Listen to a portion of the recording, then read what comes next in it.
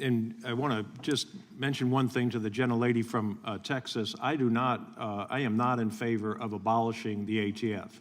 And I want to thank the A.T.F. for increasing the number of 922G1 felon in possession cases in the last few years.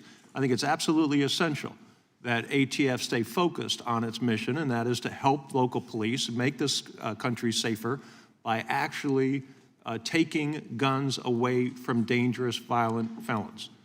That may be where we end our commonality, but it starts in a good place. And I think A.T.F., I've worked with A.T.F. for 25 years as a prosecutor, have a great deal of respect for the men and women who work on the streets in our country, making this country safer. If we stayed focused on violent criminals, we could reduce the crime, especially in urban America, where it is so dangerous. And so thank you for that aspect of your job. I want to just ask the director, do you know why the Capitol building is on the Hill? It's because we overlook the executive branch. Do you know why Article 1 of the Constitution talks about the legislative functions?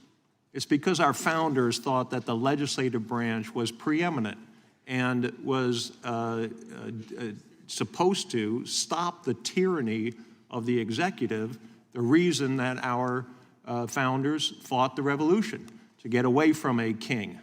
And do you know why June 15th, 1215 is an important date? I'm sorry, I didn't hear it. June 15th, 1215. It's when the Magna Carta was signed. I was going to guess that, but I didn't want to no, get it's it wrong. a good guess. And actually it was signed in Windsor, and I'm from Windsor, Colorado, and I don't see any area of Windsor, Colorado where it could have been signed. But it was signed, and it was really the beginning of holding the executive, in this case the monarchy, responsible for its actions.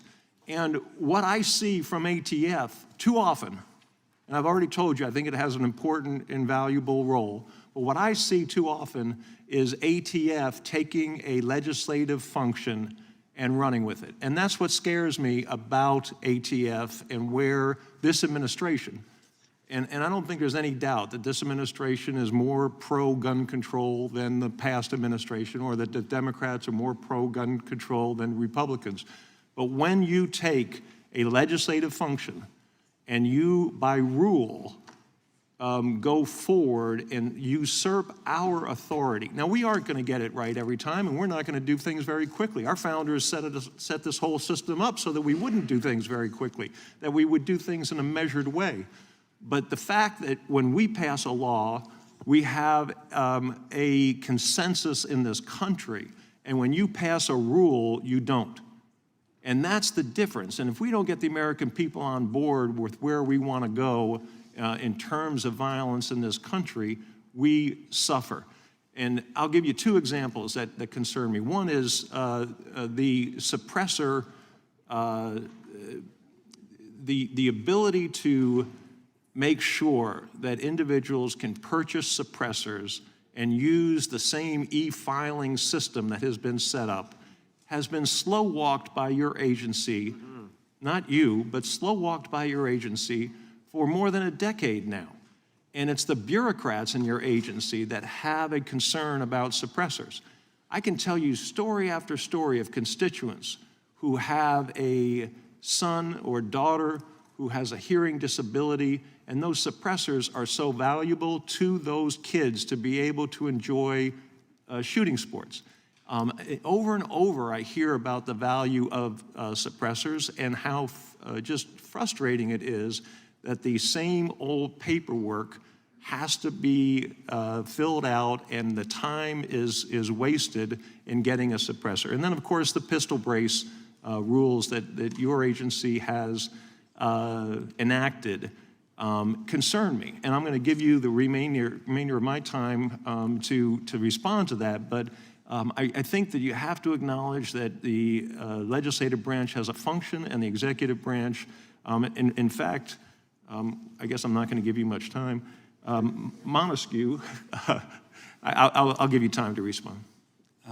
We are in agreement about the roles of those two branches. The legislature, Congress writes the laws, and we have to act within the language of the laws that Congress writes.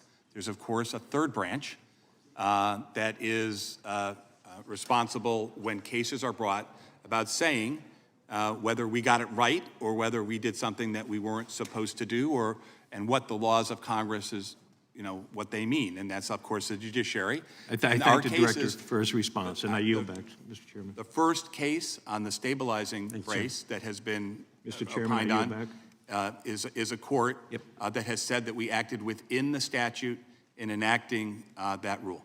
Yeah, Sixth Circuit just said the opposite about the bump stock yesterday.